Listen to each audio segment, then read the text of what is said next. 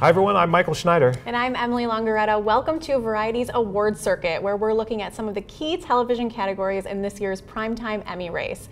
This time out, we're looking at the Outstanding Comedy category. Yeah, this is a stacked category. Abbott Elementary took the lead. You know, this is a broadcast show that has been a phenomenon. The store has 10 potatoes, right? And you take away 2 of them. How many potatoes would the store have left? Janine, what did I say about taking my potatoes from the lunchroom? Last year, it got some early wins, including for writing for Quinta Brunson. Cheryl Lee Ralph got that supporting actress win, which was huge, in casting, which is also well-deserved because this is a fantastic ensemble. Then it won the Globe for Best Comedy, and that was the party table at the Globes that year, and the ensemble won SAG. So this show has momentum, coming off a fantastic second season. This is a show that does 22 episodes a season, so it does the work. We need to reiterate, a broadcast show this is what we're talking about. There's a new show that also is gunning for that title. The Bear has been one, I've been really excited about this since the beginning. This is your brother's house. I was running it fine without you. Why didn't you leave it to you then?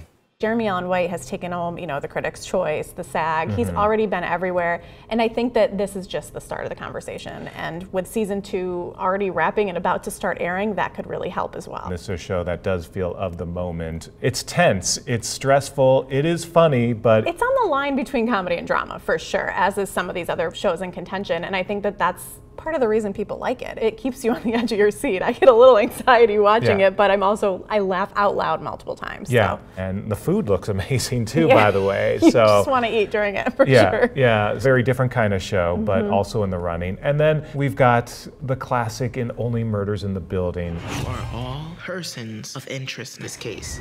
Someone's trying to frame this. This is gonna be fine. Last year, won 3 awards, was nominated for 17. Steve Martin, Martin Short, and then Selena Gomez bringing in this dynamic threesome that season 1 was fantastic. Season 2, just as good.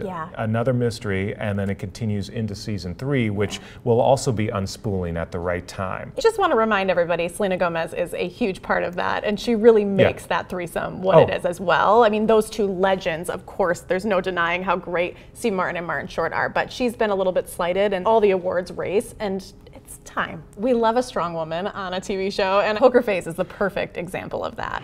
I could tell she was lying. What is it, the woman's intuition? No, it's not like a tampon commercial, okay? It's a real thing. Of course, Natasha Lyonne. The moment that Russian Doll ended, people were wondering what she'd do next, and she took it in a completely different direction with this show created by Ryan Johnson, and of course, it's his first TV show. And the amount of people that are guest starring in this is also going to be a big conversation. Yeah, this is almost an anthology series. Obviously, Natasha at the core every week, but you have these little mini murder mysteries, and they're so delicious to watch. Peacock hasn't really been in the Emmy conversation much, and this is a big swing for them too, because I think this is a show that really could get them on the map. Yeah, no, absolutely. Now, speaking of murder, speaking of comedy, like we've said before, a lot of murder in our comedies these days. I don't know what that says about comedy or us or society, but we'll unpack that on another edition.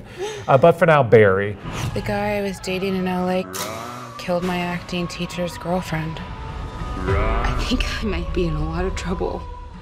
Final season for Barry, the last chance for it to get more recognition. It's already gotten quite a bit. 9 wins over the course of its run, including 2 for Bill Hader as lead actor. But of course, Henry Winkler has had a chance to win as well. So thankfully, there's justice there. But there's so many other great actors on this show who also deserve some attention. This last season has been just as strong, if not stronger than others. People have been talking about it. Do they like where it's going? Do they like the twists that have happened? But, I mean, that's part of the conversation. No one does comedy like Henry Winkler and Bill Hader, let's be honest. Yeah. Speaking of last chances. Last chances, The Marvelous Mrs. Maisel. Oh, boy, I'm lucky. Mrs. Maisel! You say everything I think.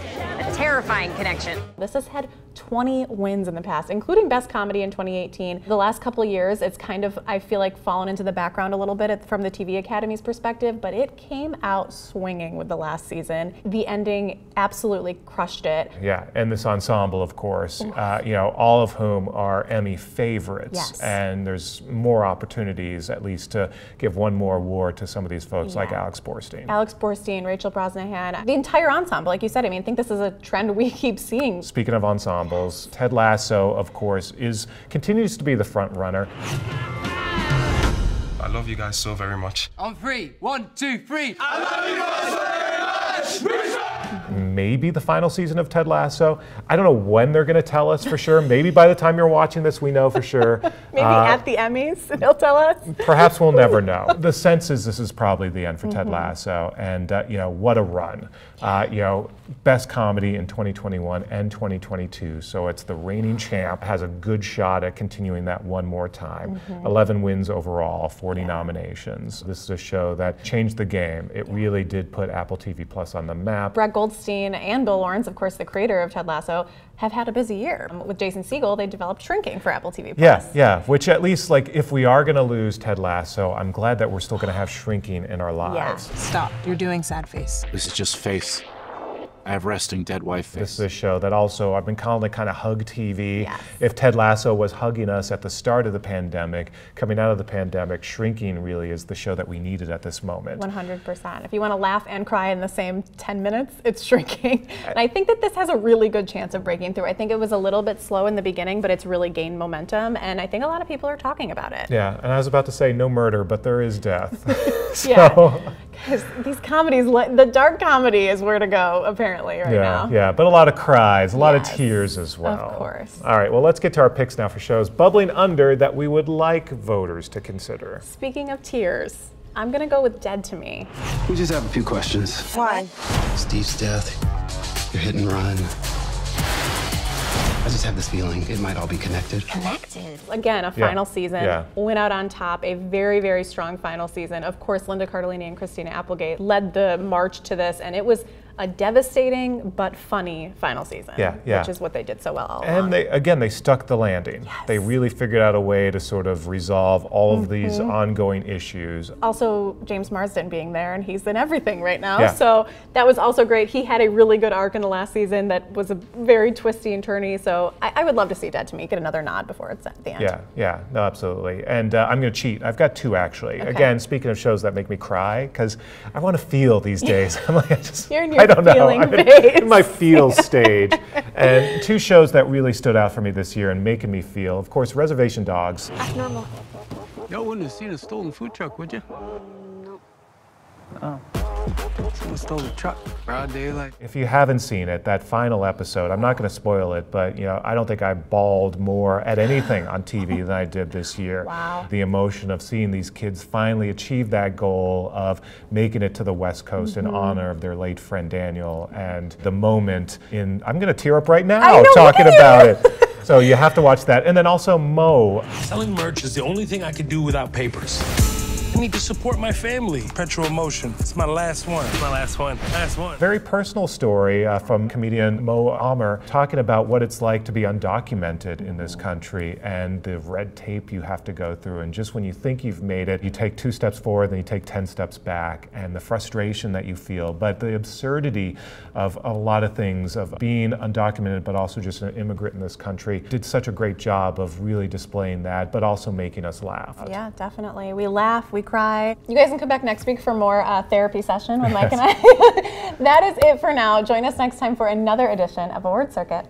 Thanks for watching.